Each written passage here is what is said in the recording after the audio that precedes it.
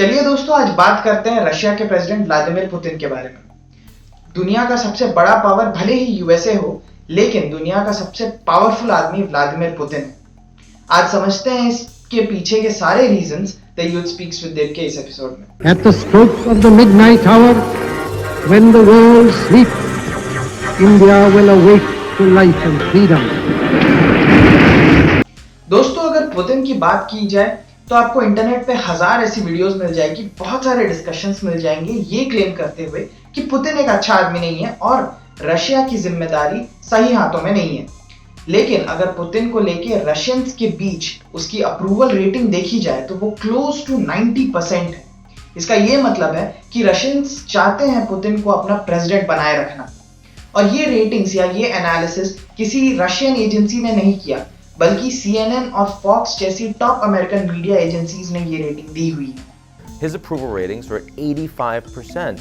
And, not only in spite of US sanctions, in some reasons, because of US sanctions, we do not actually have the ability to isolate the Russians. We don't have the international support.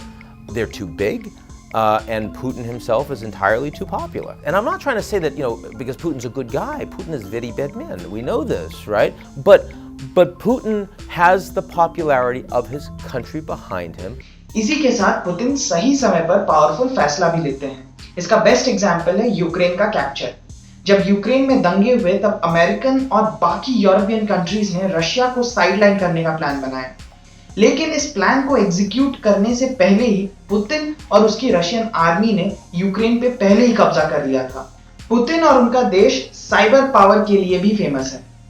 Cyber power से मेरा मतलब Russian hackers को लेकर था, जिनके ऊपर USA और Estonia जैसे कई और कंट्रीज के इलेक्शंस रिग्ड करने का इल्जाम है। और बहुत सारे European countries, for example France, भी रशिया से डरती है इस बात को लेकर कि कहीं रशिया उनके इलेक्शंस में भी साइबर अटैक ना करे।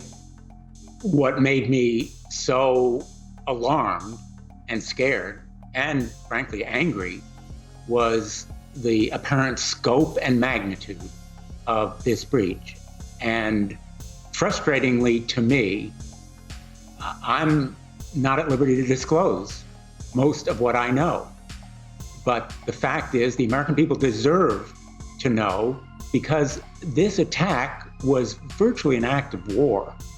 And I think that the vulnerability is not only as to Russia, which unfortunately this administration has coddled and cozied over the last 4 years, but also to other nation states and other hackers. So we need an overhaul, after we clean up this mess, of our nation's cyber defenses. Putin को और powerful बनाती है उनकी friend countries India और China.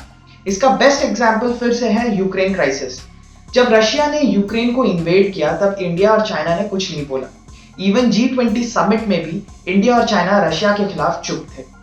इससे उनका support दिखता है रशिया के साथ। इसके साथ ही रशिया के 2015 में हुई विक्ट्री परेड के लिए जब पुतिन ने चाहा कि इंडियन, रशियन और चाइनीज आर्मी साथ में परेड करेंगे, तो इंडिया और चाइना ने अपनी अपनी ट्रूप्स भी भेजी थी रशिया को अपना सपोर्ट दिखाने के लिए। रशिया और पुतिन को और पावरफुल बनाती है उनका नेचुरल गैस। रशिया के पास पूरे दुनिया का सबसे बड़ा नेचुरल गैस रिजर्व है। यही नहीं, बल्कि बाकी यूरोपियन कंट्रीज भी रशिया के ऊपर डिपेंड करती है नेचुरल गैस के लिए। इसीलिए यूएस चाहे जितने भी सैंक्शंस लगा दे, चाहे जितना भी कार्डसा एक्ट इंपोज कर दे, यूएस को रशिया के खिलाफ इंटरनेशनल सपोर्ट नहीं मिल पा रहा है। Last but not the least, Russian army और KGB, जो कि वर्ल्ड की सेकंड लार्जेस्ट आर्मी और सेकंड मोस्ट पावरफुल आर्मी है।